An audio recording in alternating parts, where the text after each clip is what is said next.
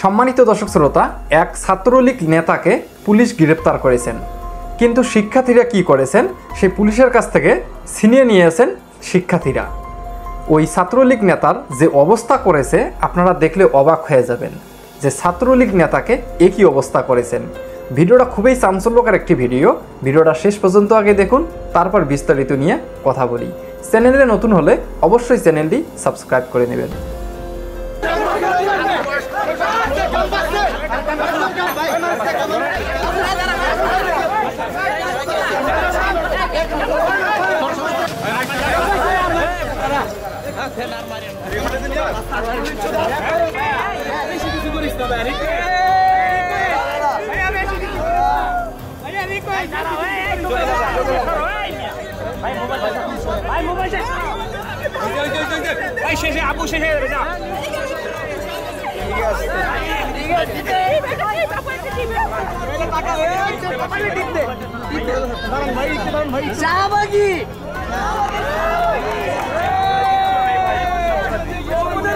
ও হলো সন্ত্রাসীবাদী একজন লীগের ওই সদস্য।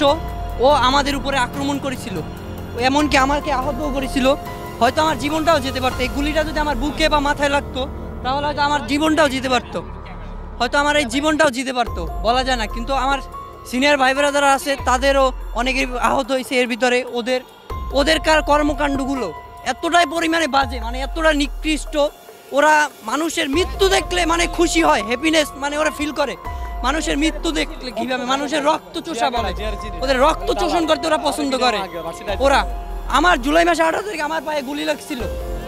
আমি তো আলহামদুলিল্লাহ আমি বেটার মোটামুটি ভালোই আছি, কিন্তু আমার যে ভাইয়েরা অন্য ভাইয়েরা আব্দুল্লাহ ভাই আমাদের, তাদের কি অবস্থা? হাজার হাজার আজকে দেখলাম আমি অনেক 700 কত মানে লিস্ট করছে, 700 প্রায় 800-এর মতো অনেক লিস্ট করছে মৃত্যুর।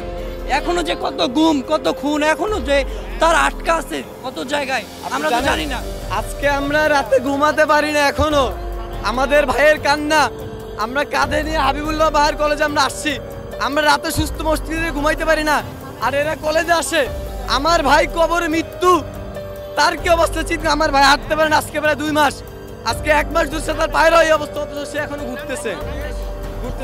কাজ করে যাচ্ছি আমরা, এই যে যাদের দেখতেছেন এদের ম্যাক্সিমাম আমরা।